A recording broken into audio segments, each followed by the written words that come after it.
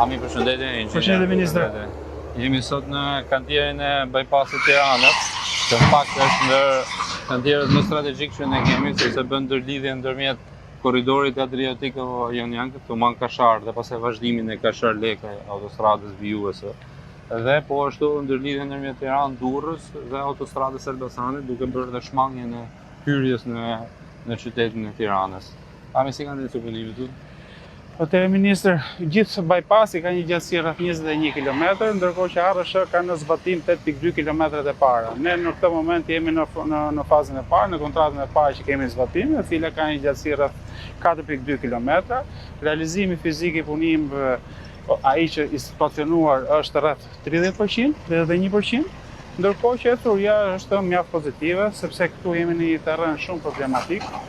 Me thonë që terreni është pak problematik në fakt. Eksakt, ai që po diskutonim edhe pak më përpara bashkë, pra këtu kemi një terren shumë problematik, edhe domethënë ka pasur një nevojë për mobilizim të shtuar nga ana e kontraktorit dhe inxhinieri mund të japë edhe detaje. Këtu në këtë kontratë janë përfshirë disa vepra të ndryshme arti, pra kemi kombino, kamnale kulluese, mure mbajtës, të cilat janë për betoni, por edhe në fasadë gabioni, ndërkohë që ka dhe një urë të cilën ne do inspektojmë pak më vonë, ndërkohë që ne bëjmë ecjen së bashku me një gjatësi 53 metër linear me 3 hapësira dritë. Aktualisht ne ndodhemi në segmentin ku po bëhet mbushja për të arritur kotën e dëshiruar të trupit të rrugës, ndërkohë që, siç edhe thash, punimet të vijnë mjaft mirë. Kjo është një kontratë që është lidhur në shtator të vitit të shkuar. Afatet janë 24 mujore, ne këtu nuk presim të kemi surpriza, kështu që mbyllet do të jetë në afat ose edhe më përpara, nëse edhe si thosh kushtet atmosferike. Nësa pash edhe 4 km i pasardhës është diku në 30% të punimeve të situacionuara. Sakt, ministër, edhe faza e dytë është në po të njëjtën situatë. Aktualisht po bëhen punimet për gërmimin, skarifikimin edhe mbushjen. Nëse këtu jemi duke në fazën që po hapet e gjeotekstili në pjesën e 3000 metër linear të trupit të rrugës, në fazën tjetër është hapur plotësisht të trupi i rrugës në gjithë gjatësinë e tij. Kështu që dhe aty kemi një ecuri mjaft pozitive. Dhe ndërkohë ju keni në plan, ARSH-ja ka në plan që të hapi dhe procedurën përkatëse pastaj për ndërlidhjen e banorëve dhe fshatrave me pjesën e bypassit. Atëherë, loti 1 është ndarë në 3 faza, sikur si ju thash në fillim, ne kemi në zbatim 2 fazat e para, ne presim të hedhin për procedurën për fazën 3, që është ajo që ka rrugët të lidhëse, pra rrugët dyqësore që bëjnë ndërlidhjen e gjithë fshatrave që preken nga ky bypass, por dhe vetë lidhjen e bypassit me rrugën kryesore, pra ato të autostradës, por dhe pjesën fundore që lidhet me kombinatin aktualisht. Inxhinier, si kanë ecur, ju pa më parë edhe një diskutim që jeni duke bërë me ARSH-n për të përket disa diskutime teknike, sa i përket cilësisë së tokës dhe mbushjes së trupit të rrugës, dhe vazhdimin, sepse kjo rrugë konsiston në 3.5 km mbushje dhe pjesën tjetër në gërmime masive. Jemi në diskutim teknik me ARSH-n për mbrojtjen e shpatëve, pasi janë informacione gjeologjike relativisht të dobta. Tirana dihet që ka këto lloj informacione. Për sa i përket ecurisë së punimeve në mbushje, gati kemi mbushur në 3.5 km, gati 4.2 mijele, që është pjesa e kodrave. Janë trajtuar gjithë veprat e vogla të artit, gati në përfundim mura e madhe e limutit, që është projimi i madh në këtë zonë. Atë City Park që kanë edhe? Po, atë asaj urës që afrohen. City Parku dhe Dalja. Pra, kemi dhe gjithë bonifikimet, i kemi trajtuar, dhe kërkesat e banorëve për nga dishmerim nga një anë rrugës në anën tjetër. Po, si kjo është e rëndësishme në fakt, edhe dëgjimin e gjithë shqetësimeve të banorëve, pasi në fakt kjo të dali një zonë strategjike, sepse normalisht do ketë zhvillimin përkatës, po ne duhet i para të gjitha që gjithëshmëria e mjetëve dhe banorëve mos të pritet në asnjë moment.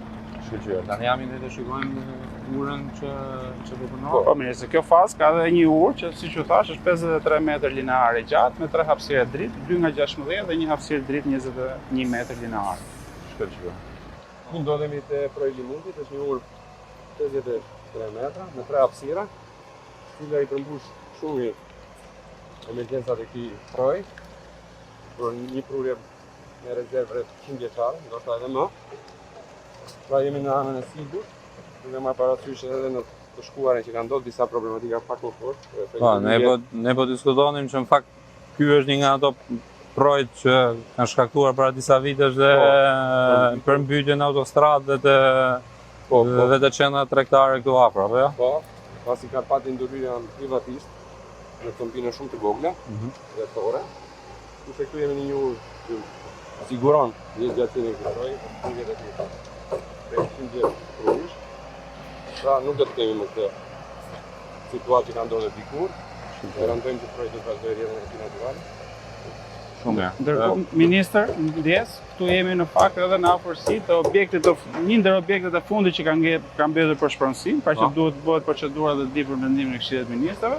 Pasi me shpronësimin e këtij objekti, pastaj bëhet i mundur dhe lidhja komplet, lidhja me lodhin paraardhës.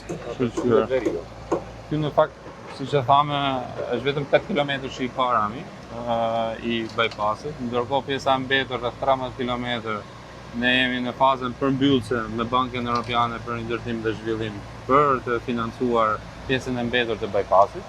Ky 8 km që është i rëndësishëm pasi sigurisht bën edhe ndërlidhjen me autostradën Kashar-Leke, të cilën tashmë dokumentat ligjore janë përmbyllur dhe ka ngelur vetëm projekti i zbatimit për të miratuar nga autoriteti rrugor shqiptar dhe ne krijojmë hapësirën tani për të filluar dhe punimet me këtë autostradë shumë të rëndësishme pjesë e korridorit Adriatiko Jonian. Ndërkohë, për sa i përket procedurës tjetër, po është të rëndësishme që ndërlidh bypassin me Tiranë-Durrës dhe Tiranë-Elbasan.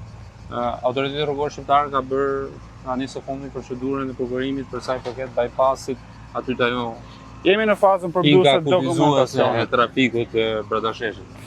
Po, sakt ministër, ne aty procedura është përmbyllur, është bërë njoftimi i operatorit të fitues, edhe ndërkohë ne presim që këtë ditë në vijim ne të fillojmë lidhjen dhe vendosim tabelën për nisjen e punimeve. Po, dhe jep edhe një lloj zgjidhje, le të themi, asaj përmbylljes së autostradës Tiranë-Elbasan që bën edhe atë trafikun e tmerrshëm për të vazhduar në pjesën jugore të Shqipërisë.